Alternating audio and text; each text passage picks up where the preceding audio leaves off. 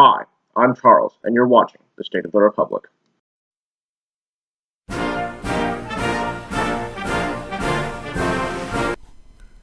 We begin this week's program by examining the tragic news about the mass shooting in Las Vegas by gunman Stephen Paddock. The shooting is now the deadliest mass shooting in American history, with 489 wounded and 58 killed, including the gunman. Predictably, right-wingers have produced much propaganda and nonsense in the wake of the shooting, theorizing that this was somehow the fault of Democrats, liberals, Muslims, or whichever other scapegoat they have found handy. Republicans and the NRA, of course, have continued to oppose most gun regulation. The NRA, for the most part, has withdrawn from public view in the past few days, pulling its ads in the Virginia gubernatorial race until October 10th, I guess because they assume that the American people have less than a 10-day attention span. The Republican Congress is actually preparing to move forward with a bill to make silencers much more easily available to the public, and this, of course, could increase the death toll in future shootings, with shooters being more difficult to locate by sound. Democrats once again have pushed for more action on guns, with Senator Dianne Feinstein introducing a bill to ban bump stocks, an accessory that essentially allows people to circumnavigate the ban on fully automatic weapons, and that was used by the Vegas shooter. To remind everyone, the Second Amendment, as originally written and interpreted, does not contain a personal right to own a firearm. That was something that reactionary bullshitter Antonin Scalia pulled out of his ass in 2008. Former Chief Justice Warren Burger, who was appointed to the court by Republican Richard Nixon and appointed to the Chief Justice by Republican Gerald Ford, had this to say about the NRA's twisting of the Second Amendment. Chief Justice of the U.S. Supreme Court from 1969 to 1986. Charlene Hunter Gault spoke to him last week. If I were writing the Bill of Rights now, there wouldn't be any such thing as the Second Amendment. Which says? That a well-regulated militia being necessary for the defense of the state, the people's rights to bear arms. This has been the subject of one of the greatest pieces of fraud, I repeat the word fraud, on the American public by special interest groups that I have ever seen in my lifetime. Now just look at those words. There are only 3 lines to that amendment. A well-regulated militia. If the militia, which was going to be the state army, was going to be well-regulated, why shouldn't 16 and 17 and 18 or any other age persons be regulated in the use of arms, the way an automobile is regulated? In other news, the government's response to the tragedy in Puerto Rico continued to be slow at best. Trump visited the island on Tuesday, and for the most part failed to promise or do anything remotely helpful while he was there. The one thing that was potentially good that Trump floated was the possibility of eliminating Puerto Rico's debt. Puerto Rico is suffering under a massive debt burden caused by years of corporate-friendly policies, and is currently under the PROMESA board, a federally imposed control board that is supposed to ensure payments to the Wall Streeters continue no matter the cost to the Puerto Rican people. However, that possibility was quickly rolled back by administration officials, with OMB director and greedy evil baby Mick Mulvaney saying not to take Trump word for word on this. On the legislative front, the Republican Congress continued its efforts to help the powerful and hurt the powerless. Republicans allowed the Children's Health Insurance Program to expire, putting the health insurance of 9 million children at risk. And they are now preparing to hold a renewal of the program hostage in exchange for cutting funding for the ACA and Medicaid. But don't just think that the Republicans are aiming to hurt people through just criminal negligence. This week also saw the House GOP pass enormously damaging legislation. The recently passed Republican budget cuts Medicare, Medicaid, education, nutritional assistance, and other social programs while massively increasing defense spending. The budget lays the groundwork for the Republicans' welfare for the rich and megacorporations proposal, otherwise known as their tax plan. Republicans also passed a new bill essentially banning abortion after 20 weeks. The bill is considered unlikely to pass in the Senate, and it will require 60 votes for cloture. One of the co-sponsors of the abortion bill was Representative Tim Murphy of Pennsylvania's 18th District. Murphy was revealed to have pressured a mistress into having an abortion when he thought she was pregnant. When his mistress called him out for his hypocrisy, he excused it by saying his staff wrote the anti-abortion talking points, not him. Murphy originally announced that he would not seek re-election in 2018 after the news of the scandal broke, but has since announced that he will not serve out his term any longer, with his resignation from Congress being effective October 21st. However, personal issues seem not to have been his downfall. Instead, Murphy is leaving in the wake of separate revelations about mistreatment and harassment of congressional staff and possible violations of House ethics rules. The Trump administration is continuing its effort to sabotage the ACA, using funds appropriated to promote the ACA to attack it, slashing outreach and assistance, cutting down on the enrollment period, among other things. Trump also turned down a request from Iowa for federal assistance with their health insurance exchanges. Yet another example of Republicans breaking the government and then whining and complaining about the government being broken. In yet another middle finger to the women of America, Trump decided to roll back the ACA mandate on birth control coverage. The mandate is widely popular and has reduced women's spending on contraceptives. Such a change would substantially damage women's health care in America. Meanwhile, neo-Confederate Keebler elf Jeff Sessions was also continuing his efforts to turn the clock back a few centuries this week, unveiling a new memo on quote-unquote religious freedom that would allow religious organizations more leeway in general from the federal government, including in discriminating against women or members of the LGBTQ community. At the Supreme Court, several major cases are moving forward. The court is expected to uphold a corporation's ability to stop collective suits for wage theft or other violations, and force workers into corporate-friendly arbitration.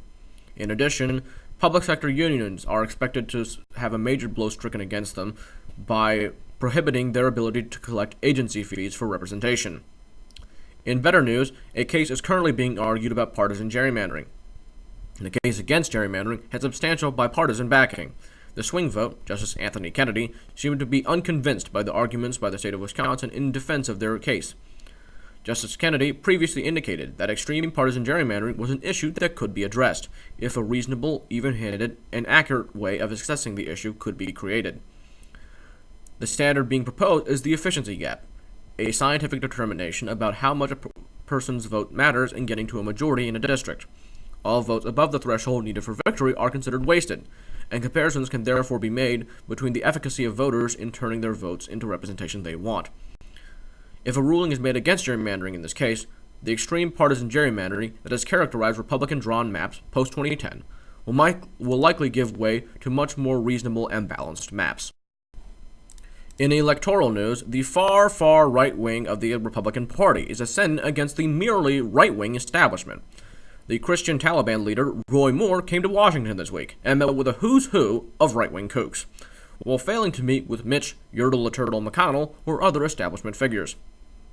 Meanwhile, the Democratic candidate for the Alabama Special Senate election, former U.S. Attorney Doug Jones, brought some star power to the state, campaigning with former Vice President Joe Biden.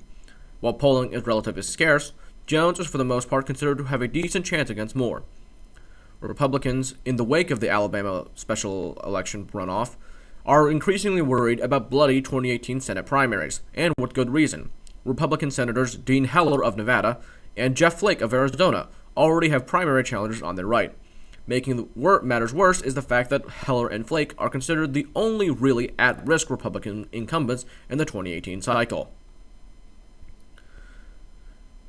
Making matters worse is that such challengers might receive White House backing, as evidenced by recent statements made by Mike Pence's Chief of Staff, Nick Ayers, who recently suggested a purge of anti-Trump Republicans to a Republican donor summit.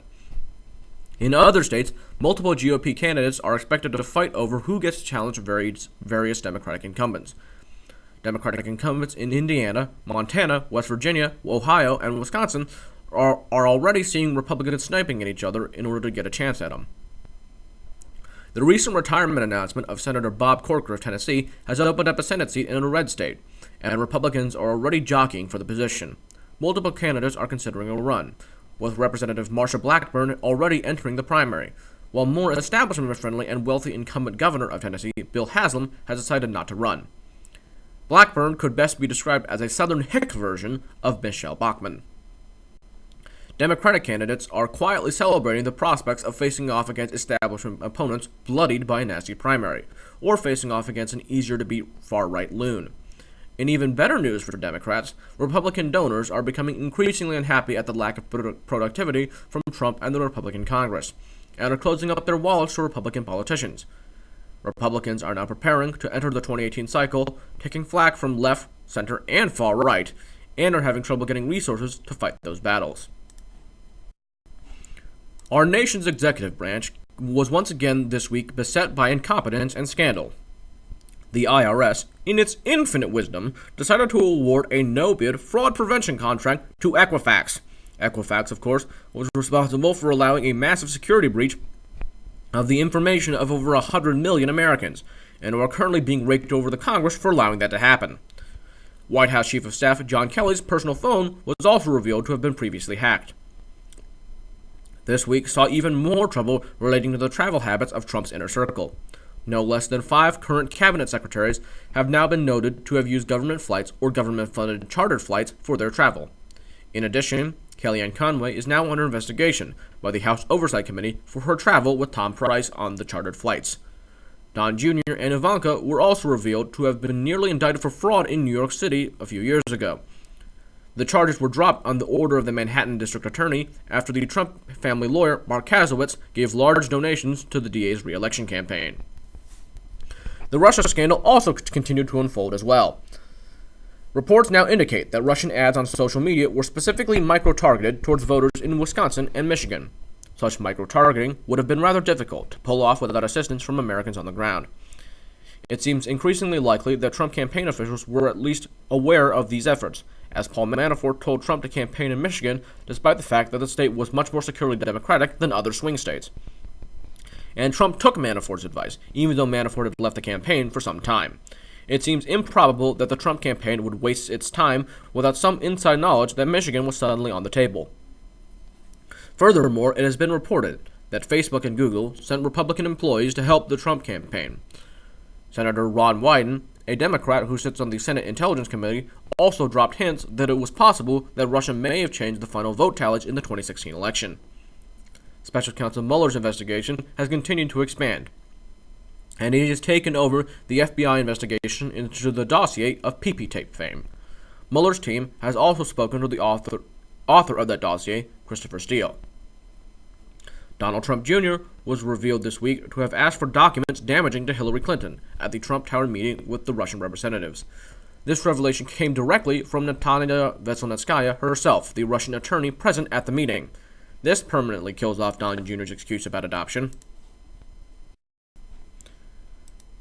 On the foreign policy front, North Korea continues to be a significant issue. Secretary of State Rex Tillerson stated that the U.S. was in communications with North Korea in order to defuse tensions.